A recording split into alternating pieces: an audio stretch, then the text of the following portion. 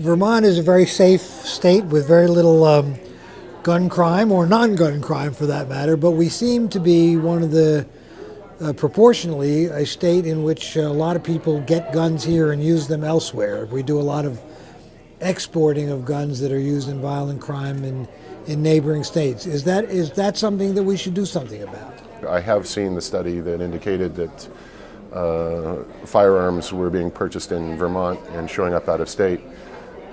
At least as far as I understand H-124 or H-125, neither of those pieces of legislation look at that. More appropriately, I think Senator Leahy's proposed legislation that focuses specifically on straw purchases is a far more effective vehicle.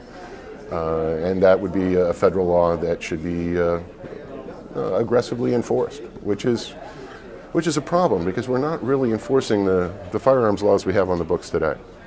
Okay, well, should we then be more aggressively and more carefully, for instance, enforcing the laws against getting convicted felons acquiring firearms? Actually, we have a very 18 U.S.C. Section 922G of federal code is very specific on this point. If you traffic in firearms and are found guilty, according to federal law, it's a 10-year sentence and up to a $250,000 fine. You mean to sell to sell a firearm? In violation of 18 U.S.C., which is illegal trafficking, speaks to illegal trafficking of firearms, it's a 10-year or a $250,000 up to a $250,000 fine. I understand, based on some comments made in the Stowe Reporter, that Linda Waite Simpson has crafted part of her bill to address this specific aspect.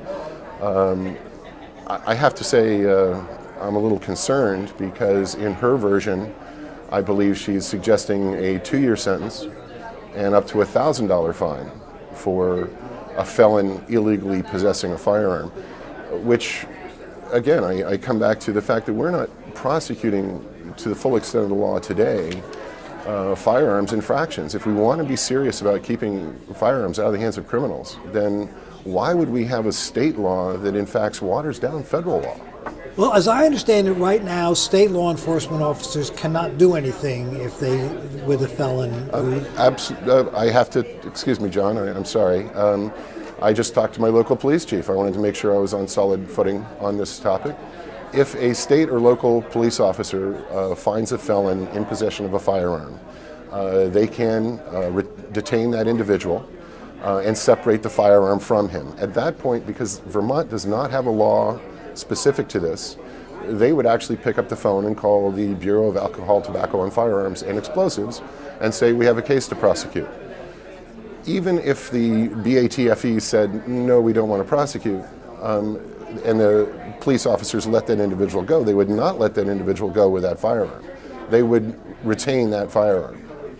So I guess saying that state and local police are somehow hamstrung because they can't act, they certainly can act. Well, as I understand it, and as the two police officers, the heads of both the sheriffs and the local police officers association have said that they may act, but their discretion is very restricted. They can only hold a person for a while.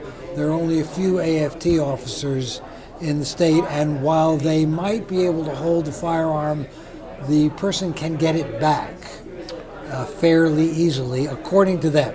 I guess I'm not going to dispute that, but when we have a federal law that specifically says felons cannot have firearms, I can't speak to the judicial system that would, under any circumstances, allow that firearm back into that hands.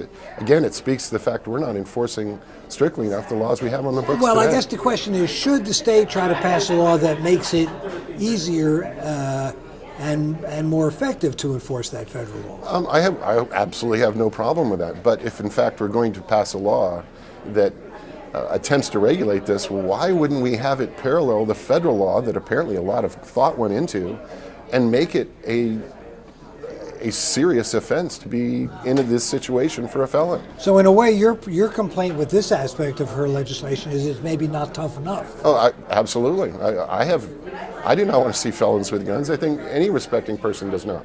So you are not one of those gun rights advocates who thinks that government can't do anything to... I think government has already done a great deal. I think if you step back, there's the National Firearms Act of 1968, the Gun Control Act of 1934, that regulated machine guns, that has kept or attempted to keep hands. That's where we got the law about felons having guns, 18 U.S.C. 922G. So I do believe I want to see tough enforcement. And the fact that apparently Vermont feels that we need a law to address this because the federal law is not actually getting enforced, I think is a sad statement in and of itself. But absolutely, I would like to see the laws we have on the books enforced today.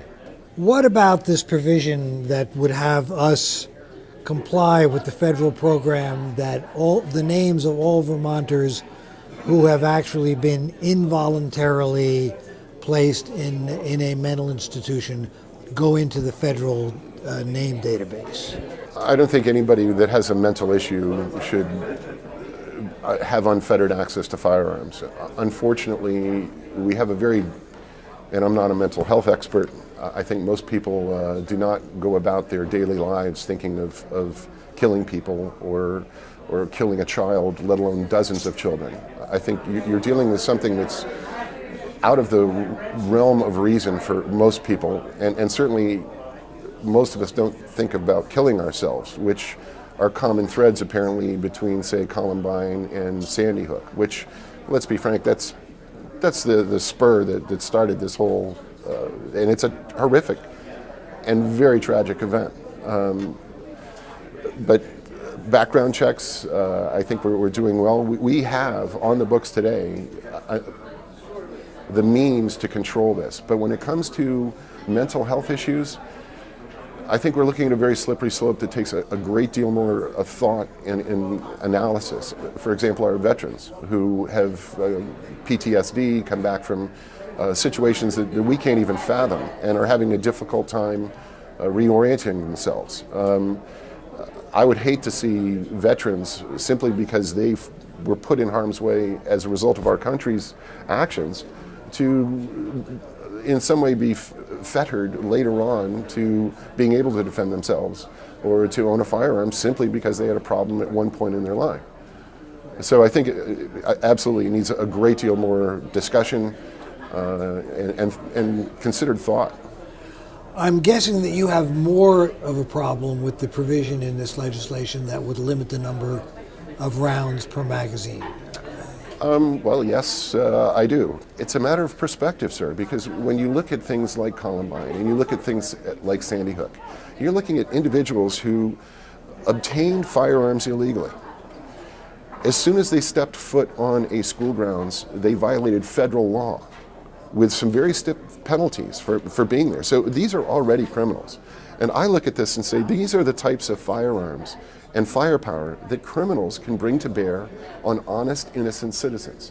And I'm just wondering why, when you have the deranged actions of a few, the many have to be penalized in their ability to be able to react to such a horrific situation. Secondarily, so criminals are never going to obey the law. Secondarily, in New York State, it's 7 rounds 7 rounds are allowed in a magazine, 8 are large You can have capacity. one. You can have one in the chamber, apparently, but in New York State, 7 rounds in your magazine is the limit. Quite arbitrarily here, I believe Representative Wade Simpson is suggesting 10. Most firearms purchased today have a capacity or even come with magazines that easily exceed 10 rounds.